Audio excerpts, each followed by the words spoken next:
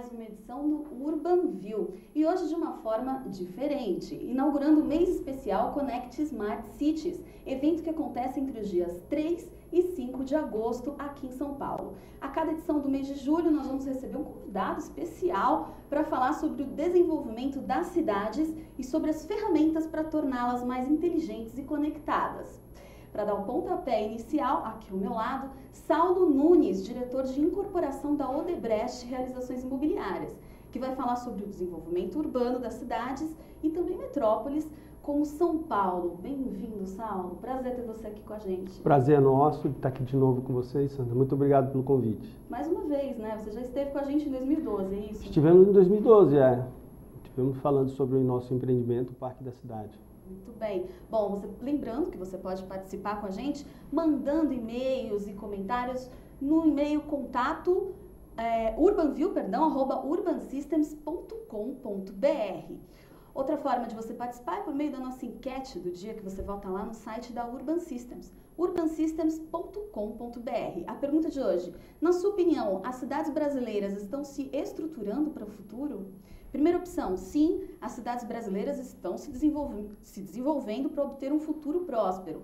Segunda opção, talvez, pois a maioria delas ainda não tem projetos de desenvolvimento a longo prazo. Ou terceira opção, não, as cidades do Brasil não têm planos estratégicos para o futuro. Vote que no final do programa a gente traz a porcentagem, esse resultado para você e o Saulo vai comentar um pouquinho desse resultado com a gente.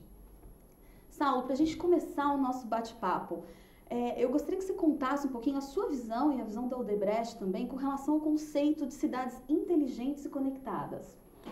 Olha, Sandra, para a gente é fundamental a gente ter realmente o conceito dessas cidades que estão conectadas. Quer dizer, até pelo meio onde a gente vive, né? Quer dizer, a evolução tecnológica que a gente vem sofrendo, principalmente nos últimos anos, eu acho que isso faz com que seja uma coisa essencial, ou seja, você transferir isso para o desenvolvimento imobiliário e, por consequência, o desenvolvimento de regiões e de cidades, isso é fundamental. Eu acho que isso é preponderante, inclusive. Agora, ainda para a gente definir, as cidades, elas precisam ser inteligentes, nesse caso, do conceito que a gente está discutindo, para quem? São para as pessoas, são para as empresas? Eu acho que para todo mundo, porque quando a gente fala de inteligência, a gente está querendo dizer, a gente está querendo fazer uma ligação com a questão da tecnologia. Se a gente acompanhar em outros setores, quer dizer, a gente vê de forma excepcional a questão do crescimento, por exemplo, de compras de clientes, fazer compras pela internet. Quer dizer, isso vem crescendo exponencialmente, chega a ter crescimentos maiores do que em países como o americano ou o europeu. Mas quando a gente faz o desenvolvimento imobiliário, a gente também traz isso e tenta acoplar isso aos nossos desenvolvimentos. Então, quando a gente faz e planeja um empreendimento imobiliário, é importante que exista alguma conexão com essa questão do desenvolvimento tecnológico. O Parque da Cidade, por exemplo, ele traz uma série de atributos onde a gente, de certa forma, usufruiu e muito bem da questão da tecnologia, né? Um dos exemplos é que a gente se propôs a fazer o empreendimento mais sustentável da América Latina, e se a gente não tivesse um modelo de comunicação que fizesse com que todos os usuários, incluindo os usuários externos, não só as pessoas que estão ali locadas, soubessem do resultado de todos os nossos trabalhos com relação à questão de reciclagem, economia de energia, economia de água, se a gente não fizesse com que eles soubessem disso, o resultado seria inócuo. Ou seja, o sistema de informação e usando a tecnologia para isso é parte fundamental para que exatamente isso dê certo e que o resultado seja produtivo e seja positivo. Sem dúvida, eu conheci o Parque da Cidade, é um projeto realmente extremamente interessante. Nós vamos conversar dele daqui a pouquinho aqui no UrbanView. Agora, Saulo, mais da metade da humanidade vive em grandes centros urbanos. Na sua opinião, as cidades brasileiras elas têm potencial para se tornarem inteligentes e conectadas em um futuro próximo? Eu acho que vai ser uma condição sine qua non. Realmente existe uma migração muito grande, existe uma perspectiva de muita gente sair ainda do campo para vir para a cidade, por uma questão lógica, e as cidades vão ter que estar preparadas para receber essas pessoas. Quer dizer, isso vem aumentando progressivamente e a gente tem visto o crescimento das cidades. Por outro lado, as cidades têm que se preparar criando infraestrutura para que justamente essas pessoas possam ter o conforto, né, de uma vida normal, onde não se precise demorar 3 horas para chegar no trabalho e mais 3 para sair do trabalho. Quer dizer, a gente está falando de mobilidade urbana, a gente está falando de outros métodos onde a gente possa se transportar, muitas vezes evitar o deslocamento, que eu acho que a gente pode, aí no nascedouro do projeto, a gente pode fazer com que isso aconteça, ou seja, evitar o deslocamento. Esse é um dos exemplos que a gente usa quando a gente desenvolve um empreendimento de uso misto, né? Quando você tem o residencial acoplado ao comercial e você tem um outro equipamento que seja um shopping ou um mall que atrelha serviços. Então isso tudo faz com que diminua a questão do deslocamento, que é o grande vilão em termos de emissões e etc. Eu acho que, em termos de tempo também, qualidade de vida, né? Quer dizer, a gente poder não precisar do carro, eu acho que é fundamental. Quer dizer, esses são os itens que nós precisamos estar atentos para, no futuro, termos uma cidade mais inteligente. Eu acho que esse é o segredo. Eu acho que esse é o segredo. E de quem é a maior parte dessa responsabilidade? Quer dizer, é o governo, são as empresas privadas? Está sendo feito alguma coisa nesse sentido? Eu acredito que sim. A Odebrecht é um exemplo que sim. Né? Eu acho que cada um tem um papel nesse cenário, né? O governo tem o papel dele, cada prefeitura, cada governo tem um papel fundamental disso, nesse aspecto, mas a gente também não pode se esquivar do nosso papel. A gente, como desenvolvedor do mercado imobiliário, tem que considerar isso com bastante relevância e tem que tirar proveito disso. Então, fazer um desenvolvimento de um empreendimento de qualquer escala que seja, desde uma pequena escala até um grande, a gente se preocupar já é uma grande coisa em saber como que a gente poderia viabilizar ou melhorar essa situação. Então, eu acho que o papel é de todo mundo, a responsabilidade é de todo mundo para que justamente a gente tenha cidades melhores construídas, melhores desenvolvidas e melhores usufruídas no futuro. É verdade, Saulo. E a importância da inovação urbana nesse contexto das cidades inteligentes? Antes do programa começar, nós estávamos justamente conversando sobre isso, né? O quão importante e o quão intrínseco essas duas questões são. Como é que vocês enxergam isso? A inovação? A inovação urbana no contexto das cidades inteligentes. Inovação, como o próprio nome diz, quer dizer, eu acho que a gente tem uma obrigação de trazer o que é novo e tem que se reinventar e trazer coisas, enfim, realmente diferentes daquilo que a gente está acostumado a fazer para poder fazer melhor. Então, voltando um pouco para o Parque da Cidade, a gente usou, por exemplo, a gente vai gerar em torno de 10 mil quilos de resíduo por dia lá no empreendimento. Isso, a gente tem 10 edificações, o empreendimento é grande, 10 mil quilos de resíduo por dia é uma mini cidade. Então, o que a gente fez? A gente fez uma central de gerenciamento de resíduos. Estudamos qual a maneira que a gente podia, vamos dizer assim, aproveitar esse resíduo. E chegamos à conclusão de que a gente deveria fracionar o resíduo em 3 partes. O reciclável, o orgânico e o comum.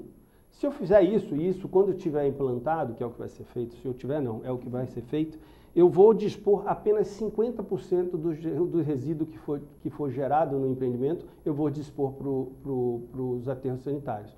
Os outros 50% eu vou reaproveitar. Eu vou direcionar para cooperativas para que a gente possa usufruir dos recicláveis e possa ser um reaproveitamento, e os orgânicos também, que vão dar um fim para eventualmente fazer material, adubos e etc., que você pode usar esse tipo de resíduo. Não bastasse esse tipo de planejamento, que eu acho que a gente tem que estar atento em todo momento, a gente atrelou ali, aí sim, falando da tecnologia, um sistema de recolhimento a vácuo. Essa é a inovação no Brasil, onde a gente o cliente ele vai poder dispor do saquinho de lixo dele, tanto o orgânico como o reciclável, como o comum, no próprio andar dele. Então ele vai ter os receptores, esse resíduo ele vai ser conduzido à central de resíduos, acumulado lá, e quando os containers que lá estiverem e forem preenchidos, aí sim a gente destaca um caminhão para que esse caminhão vá dispor esse resíduo no local, tanto orgânico como reciclável como comum. Quais são as vantagens? Primeiro, eu evito o manuseio desse resíduo através do ser humano, ou seja, eu tenho uma disposição onde a pessoa só precisa colocar o saco no andar dela e dali em diante vai através de tubulações metálicas. Segundo, eu consigo fomentar ou, vamos dizer assim, melhorar a condição de as pessoas poderem segregar o resíduo. Se eu entrego uma coisa que seja de um grau tecnológico bacana, as pessoas naturalmente vão respeitar mais e vão se sentir incentivadas para poder fracionar. E num terceiro momento, eu estou tirando o caminhão da rua, porque os caminhões não vão passar lá todos os dias para tirar resíduo do parque da cidade. Eles vão passar na medida que cada container estiver cheio e ele vai ser direcionado para cada um das três frações que a gente tem. Então, eu acho que aplicar a tecnologia em empreendimentos imobiliários faz parte do desenvolvimento das cidades e ajuda aquela coisa do nosso papel. Esse é o nosso papel aqui, fazer com que cada projeto traga alguma coisa de novo e possa ajudar no desenvolvimento da cidade. Sem dúvida. Então, a inovação é, sim, parte fundamental no processo de modernização das cidades, né, Saulo? Sem sombra de dúvida. E como o Saulo disse, a inovação, sim, está presente no segmento imobiliário. Como é que vocês utilizam, pensando nos futuros empreendimentos, Saulo, a inovação? Faz parte da Odebrecht Realizações Imobiliárias. A gente é sustentado por um tripé, onde todos os nossos projetos têm que ter diferenciação, sustentabilidade, e a gente tem que trazer a questão da inovação também. Então, é claro que depende da escala do empreendimento. Se eu tenho um empreendimento como o Parque da Cidade, ele de certa forma ele suporta maiores investimentos para, vamos dizer assim, que a gente possa fazer para melhorar isso, incrementar e fazer isso do mais completo possível. Mas eu acho que qualquer empreendimento ele consegue ter algum tipo de preocupação e vamos dizer, esse direcionamento na tentativa de no fim das contas, ter uma vida melhor, uma vida mais saudável, uma vida onde a gente possa correr menos e conviver mais. Eu acho que esse é o segredo de tudo. Então, a Odebrecht é o sonho de consumo, né? Quer dizer, principalmente um dos nossos aqui, um dos itens que a gente mais deseja aqui em São Paulo é a questão da mobilidade, é o trânsito, né? No Parque da Cidade, por exemplo, a gente vai entregar com alguns sistemas alternativos para que as pessoas possam deixar o carro em casa.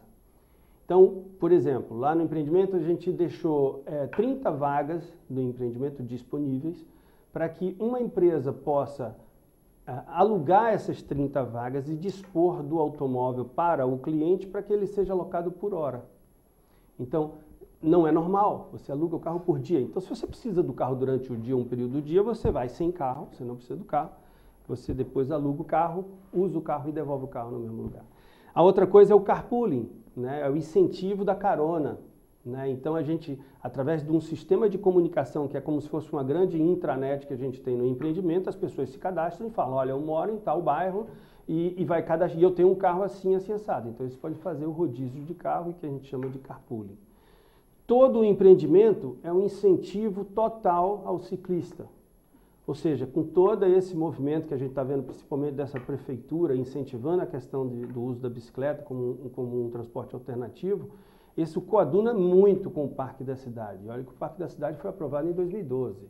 Então, e eu acho isso muito bacana, a gente já poder entregar essa estrutura para o usuário. Ou seja, todos os prédios, todas as nossas edificações terão vestiário masculino, feminino e bicicletário.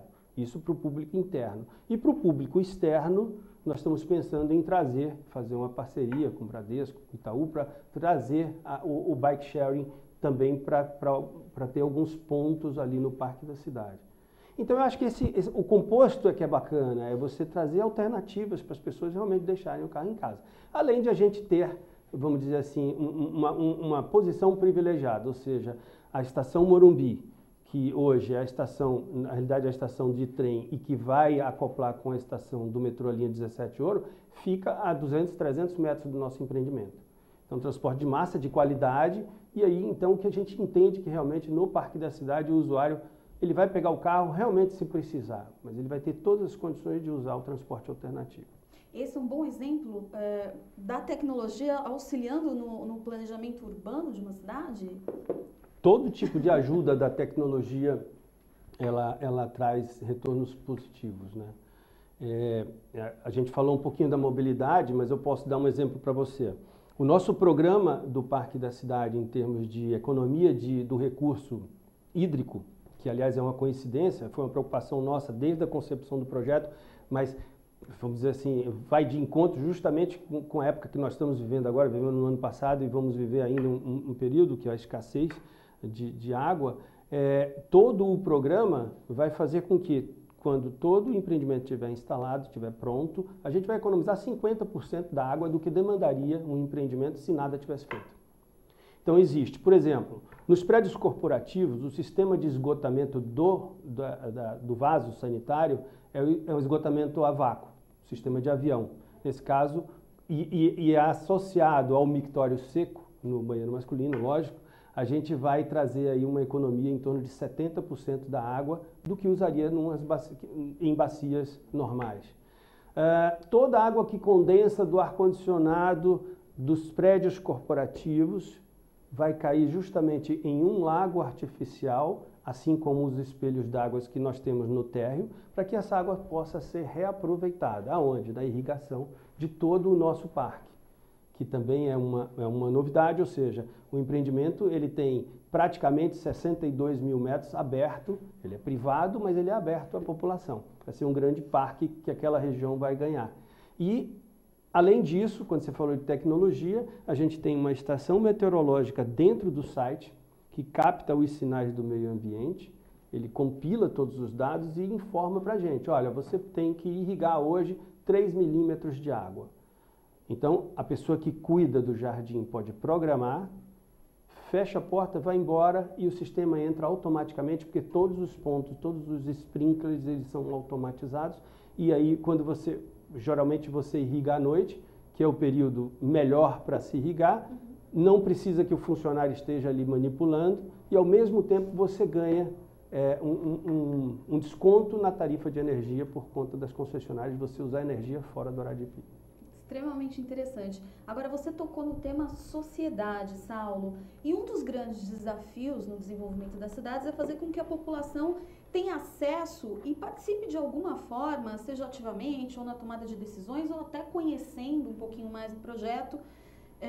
Na sua opinião, qual o caminho que deve ser feito para que essa equação seja concluída e dê resultados? A gente sabe que a parte da inovação ela também demora um certo tempo para ser absorvida pelas pessoas, para que as pessoas utilizem essa inovação de forma assertiva. Como é que vocês da Odebrecht veem essa questão? A gente entende que a sociedade e o entorno, ele faz parte, e é uma parte super importante, talvez seja o nosso primeiro cliente, né? Ou seja, quando você vai fazer um desenvolvimento imobiliário e começar a construção, aquelas pessoas que estão ali no entorno, que vivem ali, elas vão ter uma diferença com a dinâmica daquele espaço, daquela região. Então a gente trata isso com muito respeito, na realidade. O que a gente faz nesse empreendimento, por exemplo, eu tenho uma assistente social dedicada ao Parque da Cidade, para que atenda às demandas que eventualmente possa escapar do nosso controle e possa conviver, vamos dizer assim, com os nossos vizinhos. Quando a gente chegou ali, a gente fez um diagnóstico social, a gente procurou entender quem era a população que vivia no nosso entorno, descobrimos que tinha pessoas, a maioria das pessoas eram pessoas de idade, e aí a gente procurou associar ao longo da construção alguns programas que viessem a beneficiar essas pessoas também, como se fosse uma contrapartida por toda aquela mudança de dinâmica que a gente está oferecendo ali naquele local. Então a gente tem alguns programas pontuais, essa assistente social, a Adriana, ela é dedicada ao Parque da Cidade e ela promove alguns eventos. Por exemplo, inclusão digital para idoso. Na Odebrecht, no grupo Odebrecht, já existe um programa que chama Caia na Rede, onde faz com que os funcionários eles tenham um incentivo para poder, fora do horário, eles consigam ter aulas de computador e poder, então, ser inserido nesse meio digital. A gente aproveitou isso, e fez um programa também fora do horário e estendeu isso à nossa vizinhança. E é um sucesso, já está na 4ª turma e as pessoas adoram, porque às vezes não tem a condição de, ou até a disposição de alguém que ofereça explicar e dar aula, e ele tem esse conforto lá. Além disso, tem outros trabalhos também voltados para essa população, a pessoa de mais idade, que possa trazer um entretenimento, que é o Mosaico no Parque, por exemplo, né? Um programa que a gente promoveu também na região, que aí é mais de entretenimento. As pessoas se cadastram e conseguem fazer aulas de mosaico num período lá, aí tem um instrutor e tal. Então, a gente tenta, de certa forma, mais uma vez, ouvir e, de certa forma, participar bastante com a população no entorno. Bom, agora a gente falando um pouquinho do desenvolvimento do centro da cidade. Como é que você vê essa questão do desenvolvimento do centro de São Paulo? Na sua opinião, qual é a forma mais correta de desenvolvimento? Tem alguns projetos aí, inclusive da prefeitura, né? Tem as EIs e tal. Como é que você, em nome da Odebrecht, vê essa questão de desenvolvimento do centro? Olha, eu torço muito para o desenvolvimento do centro da cidade e que, para mim, eu acho que se tiver... E está acontecendo alguns movimentos nisso que eu vou falar, que é trazer a moradia para o centro da cidade. O centro da cidade está irrigado em termos de transporte, você tem condições, mas você não tem gente morando. Então, isso, de certa forma, não traz a segurança à noite, e a noite é ocupada por pessoas que não deveriam estar lá. Às vezes ocupada por drogados, prostituição e etc. Então, eu delego isso à questão da moradia. Se a gente tivesse um programa, ou no dia que tiver um programa que realmente incentive os desenvolvedores, os incorporadores a promover empreendimentos imobiliários residenciais ali naquela, inclusive com incentivos de recuperação de prédios. Os prédios são bonitos e eles são, vamos dizer assim, e você consegue fazer um retrofit e trazer essa população para realmente morar no centro. Eu acho que isso seria um ganho enorme e traria junto o que falta, eu acho, que é a questão da segurança. E a gente vê, isso não é um problema de São Paulo, a gente está vendo em todas as cidades, é um problema do crescimento urbano, onde a cidade começa ali no centro, vai se expandindo e o centro vai ficando esquecido.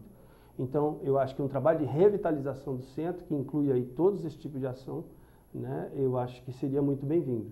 Pois é, os EIs, né, que é um projeto futuro aí da prefeitura, são zonas de interesse, especiais de interesse social, chamadas EIs.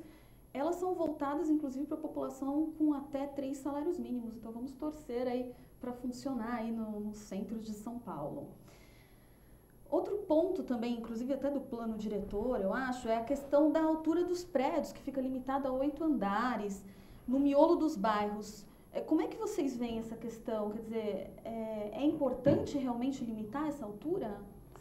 Olha, o gabarito é uma coisa, assim, o plano diretor ele traz algumas diretrizes e que de certa forma, como ele é novo, a gente vai ver o reflexo disso daqui a alguns anos. E é fundamental que se tenha um plano diretor. Então, nele se contempla algumas coisas que assim, a gente não tem como prever isso hoje. Eu imagino, eu tenho certeza que urbanistas realmente especialistas, assim, com muito mais propriedade do que eu, discutiram esse assunto e traçaram ali um plano onde regular essa questão do gabarito. Eu acho que muito importante também, não menos importante, é a questão das operações urbanas. O plano diretor é ótimo, tudo bem, está aí, planejamento para os próximos anos, bateu o martelo, bom, vamos pensar em outras coisas. Por que não desenvolver outras operações urbanas? A operação urbana, ela é uma operação onde você tem ali um limite físico, né, que é justamente para promover o desenvolvimento daquela região específica. Uhum. Né? Então, isso acaba trazendo benefício porque, de certa forma, você incentiva a iniciativa privada a fazer investimentos através da outorga do CEPAC. Esse investimento vai direto para a prefeitura para que se use determinadamente dentro daquele espaço, daquela limitação física que está delimitada ali a operação urbana. Então, eu acho que é tão importante quanto a questão do plano diretor. Eu acho que a questão do gabarito ele passa a ter uma relevância assim um pouco menor, porque eu acho que ele de certa forma ele vai sei lá, limitar em algumas coisas, mas eu vejo de uma maneira muito mais ampla. Como é que vai ser desenvolvido outros assuntos, por exemplo, todos esses corredores, né, com incentivo da construção dos corredores? Como é um plano diretor novo, a gente vai poder ver o reflexo disso lá na frente. A gente pode vislumbrar algumas coisas, mas de certa forma, eu acho que o resultado a gente vai ter com o passar dos anos. Um exemplo de operação urbana consorciada é a Água Espraiada, que foi a primeira aprovada após o Estatuto da Cidade, tem como diretriz principal a revitalização da região de sua abrangência, com intervenções que incluem sistema viário, transporte coletivo, habitação social, criação de espaços públicos, de lazer e esportes. Essa operação, ela pode ser considerada um vetor de desenvolvimento na cidade de São Paulo? A operação urbana A Água Espraiada, na minha concepção,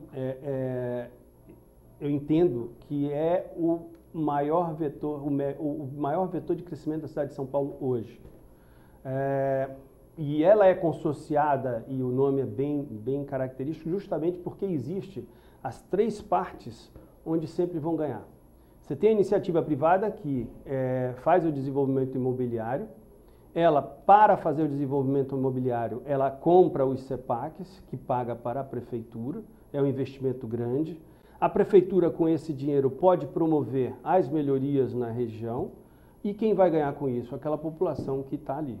Ou seja, a gente está falando, por exemplo, quando você fala da Água Espraiada, aquela área há 20 anos atrás era fabril. Todos os terrenos tinham ali, quer dizer, muito poucos, desculpa, todos não, mas a grande maioria eram grandes fábricas que se colocavam ali no sul da cidade e era como se fosse com perdão da palavra, um distrito industrial, porque tinha muita fábrica ali. O nosso terreno, por exemplo, era a fábrica de bicicleta da Monarch, mas tinha outro, tinha a Giroflex, tinha a Kibon, tinha outros terrenos grandes que eram fábricas. Então, quando você pega, qual é a solução para esses grandes terrenos? Nesse caso da operação Água Espraiada, foi muito bem, por quê? Porque justamente as empresas acabaram investindo em CEPAC. Só no Parque da Cidade nós gastamos 240 milhões de reais em CEPAC. Esse dinheiro vai para a prefeitura e a prefeitura tem que fazer obras naquela região da operação Água Espraiada. Então, por isso que a gente vê o desenvolvimento como está se dando, como está acontecendo ali naquela região. São empreendimentos de alto padrão, são empreendimentos que têm mais ou menos o mesmo nível tecnológico, voltando à tecnologia, com uma idade mais ou menos a mesma, né, que a gente vê as características do prédio, que vai virar uma excelente área ou o próximo polo comercial e financeiro da cidade de São Paulo. É o que a gente entende que vai acontecer nos próximos 5, 10 anos. Então, isso, o que tem? Só tem coisa boa. Na realidade, eu vejo o desenvolvimento da cidade partindo para esse lado, que é para a Regional Sul. Uma requalificação do espaço urbano e também a gente pode dizer que vai ter um novo perfil de ocupação? É isso, Saulo, da região? É mudado, né? Porque se a gente imagina que tinham fábricas e como eu falei para você que no diagnóstico social a gente conseguiu detectar tinha muita gente que tinha casas lá há 30, 40, 50 anos de idade. Essas pessoas estão acostumadas a viver lá e vão continuar vivendo lá. Agora, nos terrenos onde tinham as fábricas, os desenvolvedores vão acabar desenvolvendo empreendimentos que sejam comerciais, residenciais, e eu torço muito para quanto mais residencial tiver, melhor. O Parque da Cidade tem uma componente residencial e eu quero que venha mais empreendimento residencial, porque eu acho que é aí que traz segurança e outros benefícios que vêm atrelados. Pois é, essa operação urbana consorciada, Água Espraiada, você acredita que ela pode ser considerada um empreendimento referência no Brasil e até no exterior? Ela pode ser benchmark? Olha, é uma pergunta difícil, né? Essa operação urbana não é um mérito só do Brasil, existe em outros lugares também. Esse artifício para que você faça essa operação, onde a iniciativa privada invista e traga de volta para a população uma área revitalizada, isso é natural e acontece em outros países também. Dizer que ela é a melhor ou que é um benchmark, eu acho que pelo tamanho, pela velocidade, porque, se eu não me engano, a operação urbana Água Espraiada foi de 2001, mas na realidade, quando ela realmente explodiu, onde o mercado imobiliário viu ali que tinha uma possibilidade muito grande, foi no ano de 2010, mais ou menos. E 2010 para 2015, onde nós estamos agora, nós estamos vendo uma alteração muito grande naquela região. E aí é que vem associado, vamos dizer assim, a questão das melhorias para a população. O Parque da Cidade, ele em si, ele já traz uma melhoria, porque essa foi o que a gente entendeu de que a gente traria de melhor e de benefício para o projeto, ou seja, fazer um empreendimento aberto. A gente não tem muro. A gente fez um empreendimento, nosso terreno tem 84 mil metros e eu não tenho muro. Eu só tenho muro na área residencial, porque esse eu preciso ter realmente, mas na área comercial não tem muro. Mas existem outros ganhos também. Como eu te falei, a gente fez investimento de 240 milhões em CEPAC. A prefeitura vai pegar esse dinheiro e vai investir em obras viárias para justamente desafogar o trânsito da região. Hoje, como contrapartida viária, que é uma outra responsabilidade nossa do incorporador imobiliário, existe a construção de uma ponte hoje, que é lá na Itapaiunas, onde foi uma associação de 3 empreendimentos, porque era uma ponte muito relevante, inclusive o Parque da Cidade, e ela deve ficar pronta até o meio do ano que vem, essa ponte. E tem a outra ponte, que é ali entre a Ponte Morumbi e a João Dias também, né? Que é na Ponte Laguna, na realidade na Rua Laguna. Essa a prefeitura está construindo com o recurso dos CEPACs. A Odebrecht foi responsável pela concepção e desenvolvimento do Parque da Cidade, como o Saulo está comentando aqui no programa com a gente. Conta um pouquinho do conceito desse projeto, é extremamente interessante. Eu estive na inauguração em 2012. Setembro de 2012. Setembro de 2012. E foi inspirado no conceito de cidades compactas, onde tudo está concentrado no mesmo espaço, moradia, trabalho, lazer. Como é que funciona isso? Eu achei interessante porque tem o hotel também, quer dizer, é um complexo aberto, onde as pessoas podem participar, interagir. É um espaço bem inteligente. Agora, conta um pouquinho, com a palavra, um dos idealizadores. O bacana é você usar a expressão inteligente e, nesse caso específico, sem atrelar a questão da tecnologia. Sim. Ele tem bastante tecnologia atrelada, mas nesse caso não. O que é inteligente ali? A gente tinha um terreno de 80 mil metros quadrados, 84 mil metros quadrados, e ali cabia tudo. Na realidade, a região ela tem uma vocação de prédios comerciais e corporativos, né? A cidade vem crescendo com esses grandes prédios, são as grandes lajes, para que as grandes empresas se instalem ali. O que a gente procurou fazer foi equilibrar um mix de produtos onde cada um completasse o outro, ou seja, existe uma interatividade de um produto com o outro. A gente não pode pensar só na questão econômica e dizer assim, olha, o empreendimento comercial corporativo é o que me traz maior resultado, então eu só vou fazer corporativo. Não foi isso que a gente fez. O que a gente pôs? A gente pôs 5 torres corporativas, que aí sim é o carro-chefe, são 60% do empreendimento, da capacidade que o terreno tem de ser desenvolvido, né? Do potencial do terreno, 60% em corporativo. A gente pôs uma torre de salas comerciais, é óbvio, se ali eu tenho grandes corporações, eu preciso de salas comerciais para poder suportar as grandes corporações. Além disso, se ali eu estou prevendo que vai existir entre população fixa e flutuante em torno de 65 mil pessoas por dia, é lógico que profissionais liberais também vão procurar essas salas para colocar seus consultórios, seus escritórios de arquitetura, engenharia ou até clínica de oftalmologia, enfim, porque vai ser uma mini cidade. Não é à toa que o empreendimento vendeu muito rápido, a gente lançou em setembro de 12 e a gente vendeu em menos de uma semana. 600 salas. O residencial é aquilo que eu já falei. Ele tem o papel de dar vida fora do horário comercial. No horário comercial, ninguém precisa se preocupar, porque o movimento vai ser absurdo, não só pelo nosso empreendimento, por tudo, porque as pessoas estão na rua, eles descem para almoçar, eles descem para interagir. O residencial, ele tem o papel de dar vida fora do horário comercial, tanto depois do expediente, como principalmente aos finais de semana. E a gente colocou também um shopping, jamais com o objetivo de concorrer com os 2 grandes shoppings da cidade, que é o Morumbi e o Marketplace. Pelo contrário, é que a gente viu que existia uma demanda, com uma população que a gente ia gerar, existia uma demanda e a gente pôs um shopping ali. Aliás, o lançamento do shopping Parque da Cidade foi justamente na semana passada. E além disso, a gente também está colocando um hotel. Vai ser o primeiro Four Seasons do Brasil. Então, quando a gente pondera esse mix, como eu falei, cada um tem um papel. E juntando isso tudo, eu acho que de certa forma é o coração do empreendimento, tem um parque que interliga todas as torres. Ou seja, no nível do térreo, todos se comunicam. Então aquela história, eu vou descer para almoçar. Você não vai descer para almoçar, você vai descer para conviver. Você pode até almoçar, mas você vai encontrar seus amigos, você vai ter praça para você conversar, você vai marcar encontro ali e você vai andar, que hoje a gente praticamente não faz, né, na cidade, e que é o que está se buscando, com todo o conforto para ciclista. Enfim, a ideia é que a gente possa fazer com que as pessoas que estejam trabalhando e vivendo ali no dia de semana possam usufruir da melhor maneira possível.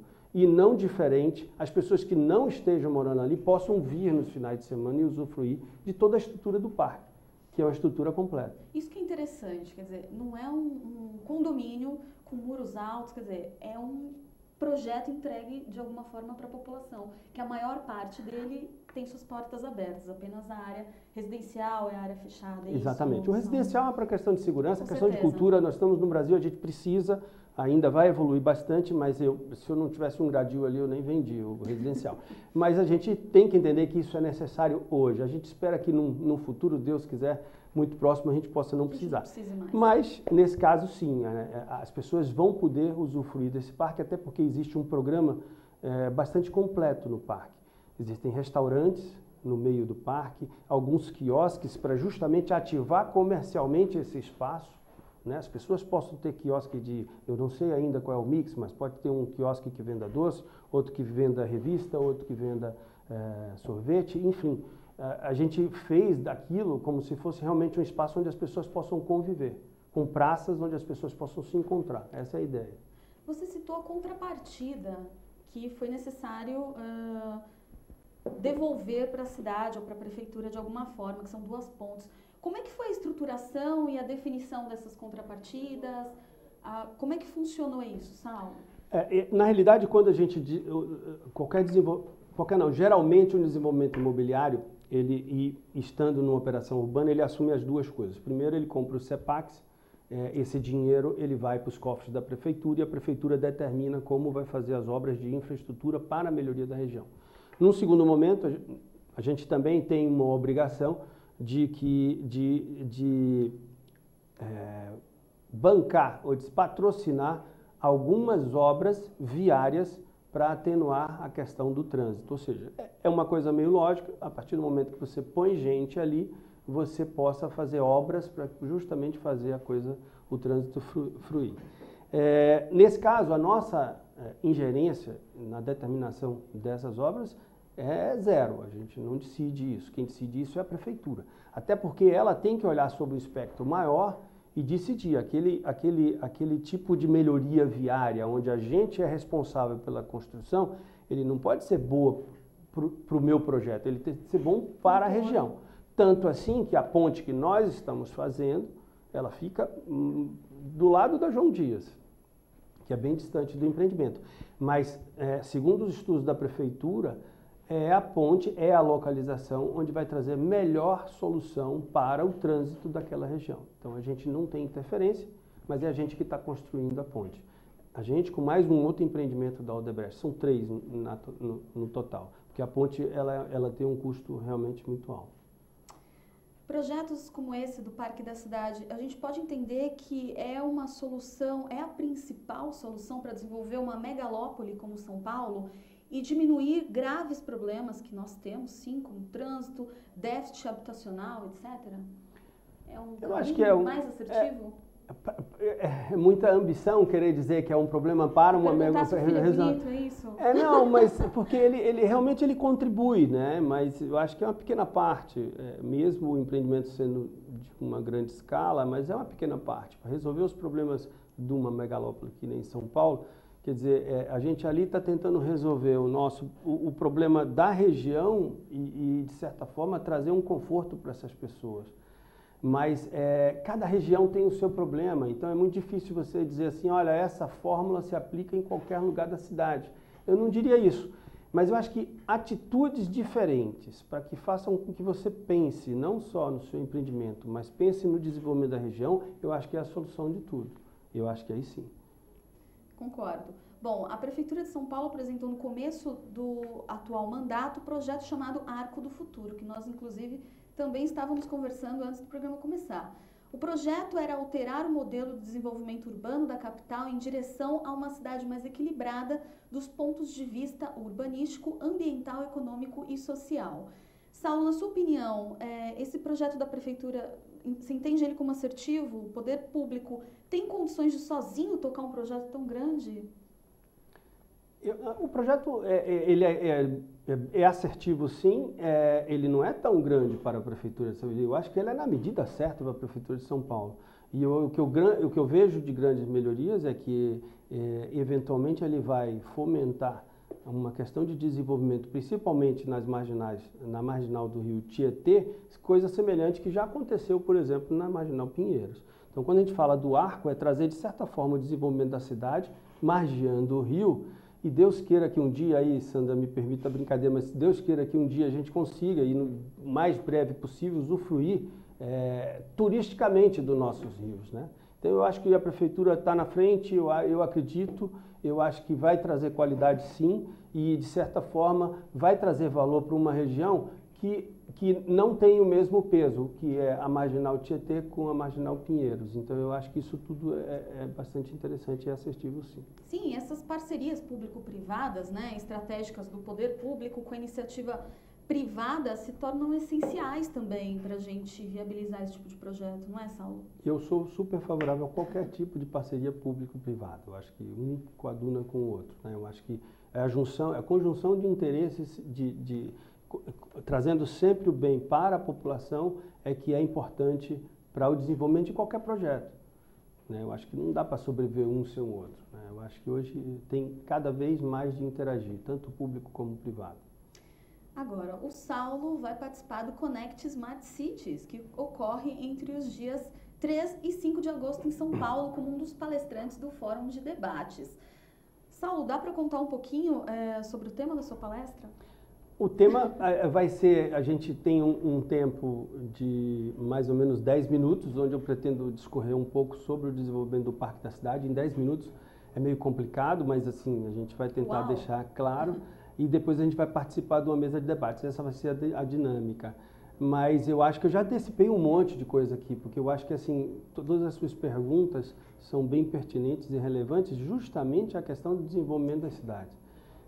Esse é o conceito que a gente tem que estar na cabeça sempre, de você poder fazer um desenvolvimento que seja sustentável, que seja interessante para a cidade, onde não apenas o privado ou o público ganhe, mas eu acho que e a população, nunca esquecendo da população. Se você faz essa combinação, essa é a fórmula perfeita. Eu queria que você contasse um pouquinho da importância do evento como o Connect Smart Cities para o futuro das nossas cidades. Eu acho todos esses eventos eles trazem uma grande contribuição para a gente. Estar falando desses assuntos, principalmente quando a gente está falando de Connect Cities, a gente provoca com que a gente pense diferente, provoca com que a gente possa, de certa forma, trazer soluções, sair fora da caixa. Eu considero, por exemplo, o Parque da Cidade é um projeto inovador, por quê? Porque ele procurou sair da caixa por vários itens. Então, talvez seja esse o motivo principal de eu ter sido convidado justamente, porque eu não sou um arquiteto urbanista, eu sou engenheiro civil, mas fiz parte da concepção do projeto. E na concepção do projeto, todos esses pontos foram considerados. Então, eu acho que essa é a relevância maior da minha participação nesse evento. Fundamental, acho que vai trazer coisas boas, bons resultados para a gente e tem que acontecer sempre. Toda vez que tiver e me convidarem, estarei presente, puder contribuir, estarei presente. Muito bem. Eu, particularmente, dos 9 setores do evento, eu acho que o urbanismo talvez seja um dos mais abrangentes em relação ao conceito de Smart Cities. Quais os benefícios urbanísticos quando a cidade se torna mais inteligente e não apenas tecnológica? Tudo está caminhando para você ter facilidade com a questão tecnológica, né? Eu não estou falando apenas daquela tecnologia onde você usufrui vou dar exemplos práticos, né? De você poder fazer com que a água da banheira do seu apartamento esquente para quando você chegar. Não é disso que eu estou falando. Eu acho que essa tecnologia ela tem que ser usada de uma forma mais ampla, onde as pessoas possam ter benefícios quanto à questão de praticidade, conforto, rapidez, agilidade. É para isso que a tecnologia está a nosso serviço. Então, no Parque da Cidade, a gente tem um sistema de comunicação, que a gente ainda não batizou, mas é Information Communication Technology. Ele faz com que, além das informações que vão ser gerenciadas e disseminadas dentro do empreendimento, com tudo aquilo que eu já te falei, quanto a gente economizou de água, quanto a gente reciclou de resíduo e quanto a gente fez de doação para uma campanha de inverno, ou quantas propagandas a gente fez para o nosso shopping, para o nosso cliente, independente disso, ele traz informações externas. A gente está tentando fazer com que o nosso sistema linke com a Infraero, com um sistema de metrô, de trem, porque eu acho que essa conexão é que vai trazer a facilidade e assim, trazer o hábito de as pessoas poderem usar esse serviço de forma muito prática. Todo esse sistema do ICT dentro do Parque da Cidade estará disponível nos smartphones, nos tablets, nos desktops. Então, quando você tem isso à mão, você pode receber uma informação aqui. Você está na sua mesa de trabalho, você recebe a informação, deixa eu ver como é que está o trânsito. Isso já existe, você entra no site do... A gente só vai fazer uma coisa mais rápida. Entra lá no site do CET, poxa, tem o trânsito agora. Pô, então vou aproveitar e vou fazer compras no shopping, ou vou comprar um presente de tal pessoa e tal. Enfim, você consegue gerenciar a sua saída. Como é que está o horário de pico do metrô? Você pode ter uma câmera ligada, eu não sei se eu conseguiria ligar ao metrô, mas pelo menos até a entrada, uma câmera interna que mostre o movimento do metrô, da linha 17, que vai ter ali da estação Morumbi, eu consiga mostrar a rua, ou as pessoas podem entrar na câmera e ver, vem cá, está movimentado, não está? O trânsito da rua, como é que está? Então, eu acho que essa tecnologia que eu acho que a gente está falando, de uma coisa mais ampla para trazer conforto e praticidade para as pessoas. Muito bem, agora a gente está falando de futuro. O Saulo trouxe uma foto para a gente do passado, para você dar uma olhadinha o quanto nós evoluímos, não é, Saulo? Eu vou pedir para o pessoal da Switcher colocar para a gente, para vocês conhecerem um pouquinho de São Paulo há quantos anos, Saulo? Eu não sei, essa foto não é minha, eu acabei tendo acesso a essa foto, enfim, não tem uma fonte e os créditos, mas é uma foto curiosa, porque de certa forma a gente vê inclusive o terreno da Monarch, né, onde a gente está construindo agora, é exatamente onde tem aquelas plantas, aquelas árvores à direita, beirando o rio, né? E o que a gente vê aí? Era uma área, uma região essencialmente fabril, fábrica colada em fábrica. Eu suponho que essa foto deve ter aí 20 anos, 25 anos, porque a gente vê o Panambi lá atrás. Sim. Então, não é tão antiga assim, né? Até pela disposição dos carros, você vê, são fábricas que estavam nesse local. E por que eu falei lá atrás que a operação urbana Água Espraiada é interessante, é um sucesso? Porque está requalificando. Todas essas fábricas saíram de São Paulo e foram para o interior. Né? Então, a bicicleta Monarch existe, por exemplo. Olha aí. Esse é o nosso terreno. Claro que essa foto é antiga, a gente já começou as obras, inclusive vamos entregar agora em setembro as duas primeiras torres do Parque da Cidade, uma corporativa e aquela que eu falei para você, que a gente lançou em setembro de 12 das salas comerciais, nós vamos entregar agora em setembro. Então a foto hoje está muito diferente, mas dá para ter uma noção e aí a gente consegue captar um pouco da beleza que é essa foto, né? E aí eu volto para aquela história de dizer assim, quem dera esse nosso rio, a gente puder usufruir num prazo mais curto possível, porque é bonito, bacana, a sinuosidade do rio e a posição do empreendimento também tem bem localizado, eu acho que isso é um ganho. Tomara que a gente consiga isso num breve espaço de tempo. Vamos torcer, sim. E eu quero dar uma olhadinha na nossa enquete, né? Na enquete do dia, lá no site da Urban Systems. Na sua opinião, as cidades brasileiras estão se estruturando para o futuro? 0% disseram sim, as cidades brasileiras estão se desenvolvendo para obter um futuro próspero. 40% disseram talvez, pois a maioria delas ainda não tem projetos de desenvolvimento a longo prazo. E a maioria, 60%, diz não, as cidades do Brasil não têm planos estratégicos para o futuro. Então, olha que interessante, as pessoas estão sentindo falta, estão carentes de projetos como esses aí do Parque da Cidade, enfim, outros que a gente citou no programa. Eu acho que não só desses projetos, né, mas as pessoas sentem falta de um menor trânsito, de uma melhor capacidade de mobilidade. Assim, entre os três, eu ficaria com os 40%. Eu acho que nem toda cidade tem as mesmas condições, por exemplo, do que São Paulo, né, onde, de certa forma, ocupa uma posição de liderança em termos de alteração e mudanças que podem acontecer. Então, ela tem essa tarefa, não podemos tirar essa responsabilidade da cidade de São Paulo, outras também, como Rio de Janeiro e tal, mas a gente sabe que São Paulo é quem sempre sai na frente e a gente espera isso dela. Então, eu ficaria entre os 40%, porque realmente outras cidades menores a gente sente essa carência, né? A gente não vê essa preocupação. Essa coisa das ciclovias aqui foram feitas, ou seja, queira ou não queira, é um grande incentivo para que você tenha um transporte alternativo.